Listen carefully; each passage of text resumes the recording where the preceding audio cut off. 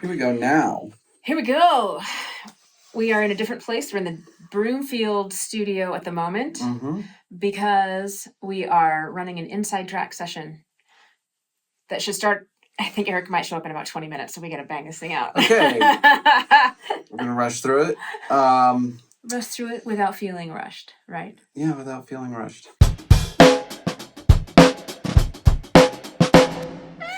Well, there's been, it's been a good week. We're kind of busy again, wedging stuff in between. Yeah, sometimes you just got to wedge stuff in. Like this podcast, I cannot believe how long it's going on now. And that we are actually getting it done, but sometimes it just has to fit where it's going to fit. But I would say the highlight of the week was a chicken sandwich. The highlight of the week. So we luckily had Friday and Saturday pretty much totally off. Didn't have to go anywhere or play any gigs. Yeah, had work to work on, but didn't have a time to be somewhere. Mm-hmm. So Saturday, do this all out of order. Saturday we just went shopping. Yeah, pretty much all day. Hung out and went to South Broadway and hit a couple boutique clothing stores looking for stage some vintage stuff. It's just a cool neighborhood. Yeah, and I was really looking forward to the hot Nashville chicken sandwiches. It's it's True Brewing. True, TRVE. Right. It is a metal, heavy metal themed brewery. And they're playing metal music all around the room, and they are, they got a bunch of gross stuff on the walls, but skeletons and and, gothic-y and druid-y and Viking-y, it's all themed. I guess a little on point, given that it's almost Halloween, so didn't do that on purpose. But inside of True Brewing is a little chicken restaurant called Music City. Music City Hot Chicken. MCHC. Yeah, Music City. It's hard to find because it's way in the back of this bar. Yeah. This long, narrow, dark bar. And they just have a counter that they serve you, and they serve the best chicken sandwich. I think we talked about it on the pod before, but it is the fried chicken sandwich. I don't know if they double fry it or whatever. It's the crunchiest. Oh my gosh. It's so crunchy. It's nothing like a Chick-fil-A or whatever. My mouth is watering right now thinking about that sandwich. Oh my gosh. It was so good. And then they, of course, put sauce on it. So it can be hot, or you can have it not hot at all. I got the green chili style, which was a little bit of heat. And you got the lowest of the hots. Yeah, I got just hot. Yeah. And not Nashville hot. Not Nashville hot. Not like incendiary or whatever the top one was. I know, they had and coleslaw on it. Yeah, it has coleslaw and pickles and all kind of stuff. Gosh. It's a real treat. I think once a year is about the right amount of time. I guess. I don't want to wait a year to go back to that place, though. I think it might have to be every 6 months. Okay. My mouth is literally watering right now thinking about this chicken. It's so good. It's so good. We were talking about it, and I stand by this. I think if you were in Denver for 3 days, it maybe doesn't make the list if you're only in Denver for 1, but if you're in for 3 days, I would suggest going by this place and having this chicken. That's what I would. A new level of quality. Right. Is it a 3 days in Denver restaurant? Right. I would say that it is. You don't want to miss it. And I think they do have several. Obviously, it's Music City, so I bet they have one in Nashville as well. Mm. But who knows? Either way, we had a very nice day messing around shopping and going to cool neighborhoods, and then we had a great chicken sandwich. Mm-hmm. Yeah, that was the highlight of the week. That was pretty great. Yeah. And they serve an 8-ounce beer, which 10 ounce. 10 ounce. But still, perfect size. Perfect size. I really appreciate it because, you don't necessarily need to drink a whole pint of beer. It was the right size. It was like, this glass is actually sized for my hand and my body. It looks small on you. Yeah. It looked kind of ridiculous on you. But still, it's I just want to have a beer with my chicken sandwich. I don't want to like have a huge huge beer. Yeah. And gosh, so what else do we do? Let's see. We did that, and then we just went home and hung out. And then we just went home and hung out. Yeah, and then Friday we kind of didn't.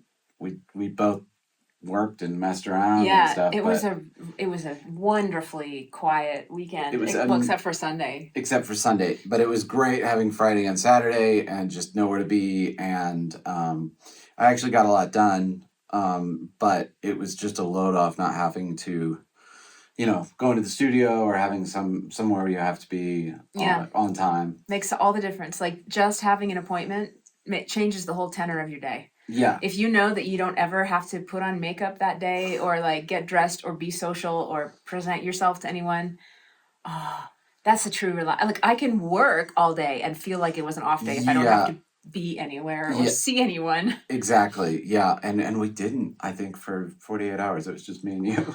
So great. Yeah. But the main music thing we did this week was Cody. We had a gig with Cody at Niecy's, and to get ready for that, Thursday night, we did rehearsal at our place in Rhino in Denver. And rehearsal went really well. We got to play with Trevor Mariotti, who, great guy, great drummer, great guy.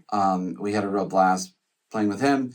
And then, of course, we had Brian Stacks, and you were on bass, and Cody sings.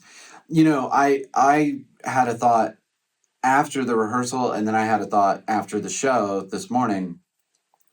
The sheer amount of stuff that Cody covers vocally, I don't know if there's, not anyone in the world, but I don't think anybody around here who can cover that sheer range of things, from purely classical, opera, Broadway, country, rock.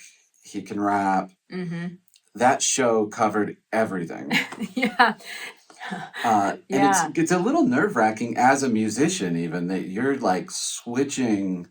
We went from like Billy Joel to Third Eye Blind and then we did Eminem, and you're just like, at least as a guitar player, I'm really switching into different gears for these different styles, because it's just like, I kind of have to be like a little different guitar player on these different things, because it's just a different genre. I need a little different sound. I need to just play differently. It's not quite the same. But long story short, rehearsal went great. And then Sunday night, we had the show, Sunday night, last night. And I thought the show went great. I thought some of the more energetic crowds we've been in front of with Cody. Yeah, there were people dancing. And, you had mentioned that you thought I sounded extra good on the one song that I sing. Oh, right. The Prayer, which Cody and I do as a duet. And he texted me this morning and said that unprompted, his wife also came up to him and said that I sounded unusually good, which is very interesting because I did not practice that song a single time before this show, because we've done it at many shows and I had other things that I needed. Oh, probably at least a dozen times. Yeah. Yeah. And I'm wondering why that song is not in a style I normally sing either. So it probably would have been smart to practice it. Right. And I really had to work to get that song down at the beginning. Yeah. And somehow I think it has just settled into me, or you settle into a song. Maybe because I haven't been practicing in this different style, my natural style and what I practiced in this song have now merged. Yes. So maybe it felt more comfortable to everyone. You know what? Now that you mention it, I think you sang it less like you were trying to sound like. I did. Celine Dion. It was a little more just me. It was a little more just you singing it. That's so interesting that I got such great feedback on that. Yeah. Except for the bridge where we go, Yeah. Well, and you were singing all the same notes and stuff. You weren't, because you wouldn't make some of those note choices as a songwriter or even a stylist necessarily.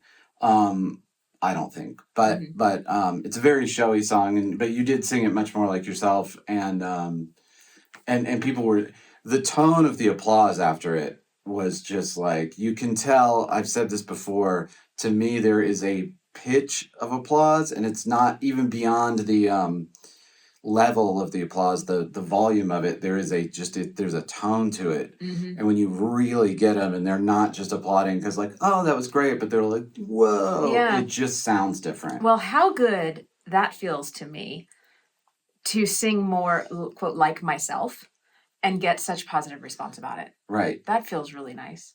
Yeah. Yay, me. It was yeah, it was pretty neat. I had a rough night, and I feel like I usually do with Cody because that is a tough gig. Both we were talking about the switching styles. I've just gone away from as much as possible switching literal guitars just to give myself one less thing to worry about. Yeah. I do play electric and acoustic, but I keep it pretty simple. And but you know, we're on backing tracks with Cody for 2/3 of it, maybe. Mm-hmm. And then Cody sort of needs to add new material every time so that it, you know, because he's playing he has a loyal fan base that come back to see him over and over. Mm-hmm. And they want to hear some of the same stuff, but then they also want to hear, you know, they don't want to just hear, you know, the same thing over and over again. And so it was a fair amount of new material.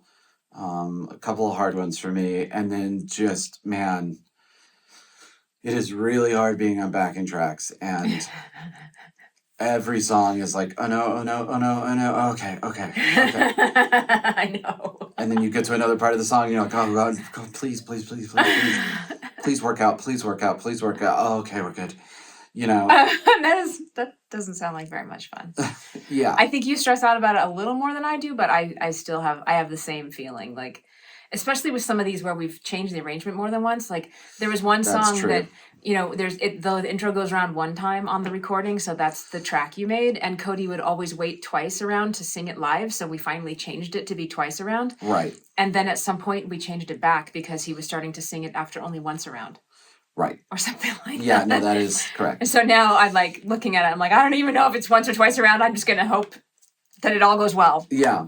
Well, I mean, I stress out about it because I feel like I need to be part of the solution if something is going wrong. Like, I probably need to throw the signal about what we're doing or call, you know, because maybe it's possible standard music, the way music works, if you're using backing tracks, the drummer's usually in control of that.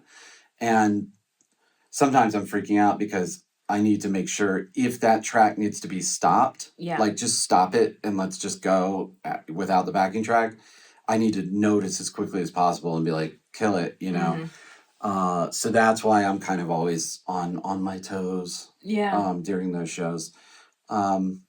Overall, though, it went pretty well. I mean, I thought it went really good. Yeah, you know? I thought it went great too. As far as my bass playing and my like constant efforts to level up, that was the first time that I have used the synth bass pedal in 24 Karat Magic. Oh, it sounded so good though. Good. Yeah. I couldn't tell the difference. Yeah. While I was playing with everybody. Mm-hmm. But I just went ahead and did it anyway. So it was good practice. It's a small thing to step on a pedal, but it's an additional thing. Like, you got to step forward and have your foot over it while you're still playing, and then right between this note and that note, you know. Yeah.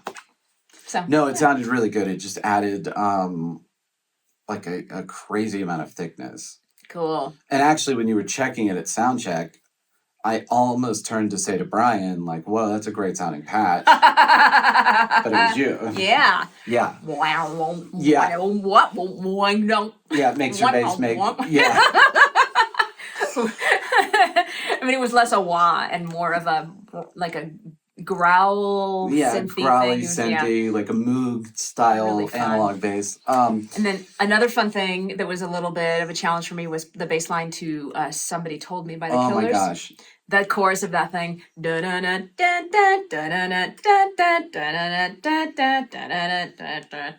It's like it goes from the bottom string to the top string. Yeah. Back and forth. Yeah. You can't play it without a 5-string bass. It is the bottom string and the top string back and forth. It's so much fun. I think he's got to be, and I'll need to look up his name, but I'm the more we've had to learn some Killers stuff, the more and more I'm sure he's like the modern era best rock bass player going. You know, I mean, not that he's always playing something technically hard. It's not about playing things that are technically hard. It's about the creativity, Yes, and how it fits the song so well, Yeah. and how he's able to do things where you're like, I've never heard somebody do that before. yeah, But very it creative also bass lines. fits perfectly. you Yeah, know? yeah. It's amazing that busy, wide-ranging bass line works so well for that song. Yeah. And then you look at something like Mr. Brightside, where the bass Yeah. line is easier, but it's clever, and you're like, wow, Yeah, I never would have thought of that in a million years, and it's just perfect against the vocal. I am gonna learn from this. Yeah, I like it. yeah. I'm getting more and more. The more I hear you learn those things. Do we have anything else? I mean, that was. I mean, we had our stage performance class last Wednesday. We did, and we right in this room. Right, actually. exactly, in right these sitting chairs. here. Yeah, we did our talking on stage class. Yep, that went great. We had 2 people attending online and 2 or 3 in person. Yeah. 3 in person, I think. Yeah. And tonight we have, I think, 4 people attending in person for Inside Track with Eric Golden, and 1 person who is not attending online but wants the recording. Yeah, because we are videoing these things so that Yeah. people can watch them later Yeah. at any time. And I thought the stage talking class went well, and I also think it's maybe the best class we do, partially because there's so much stuff in there that I've never seen anybody else talk Yeah. about. Like it Yeah. just does not, and I've even Googled and stuff, you know, and most of what seems to be out there is repurposed public speaking stuff. Like, here's how you give a speech, and like you should do the same thing when you talk on stage, which is not true. And so I think I always really enjoy teaching it, because it's like, wow, this is stuff that people don't normally get to talk about or hear about. It feels good to contribute some original resources to our little world, our little corner of the world. Yeah. I think we're doing that with this. Yeah.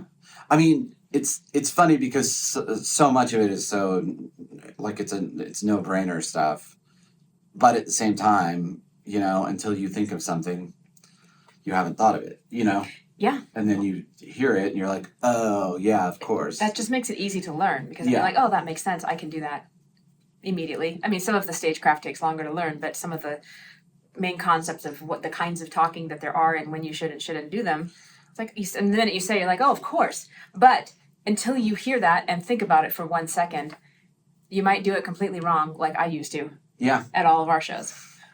Well, that's the other way you learn. Yeah, it's I just have never seen anybody, you know, divide those up into the types of things. I think that was a real genius move on your point. And then some of the basics of just like, and the opening act last night, and Lalo, and I forget her last name.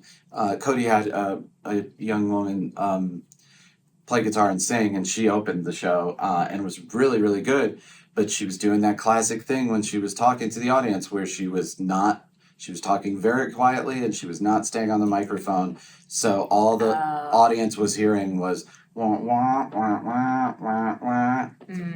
And it was just like, well, I can't really follow anything you're saying because you're just not talking loud enough. Yeah. You know, and it was just like one of those basic things, you know, because, yeah.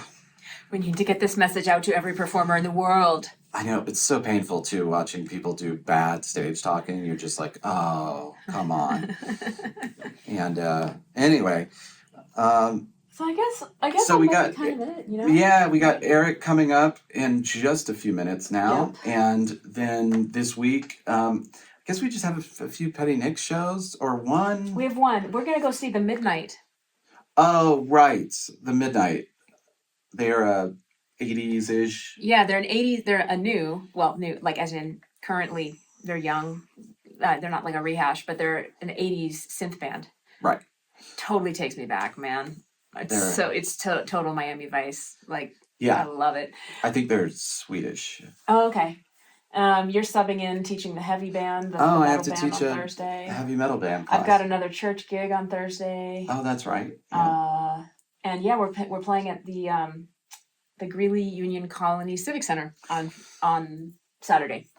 That is going to be a blast. That is, and my intern Amaya will be there, Oh yeah. guitar teching for me. So that will be my former intern. She's now in college. Yeah, so it'll be great to see her, and it'll be great to play with the guys again.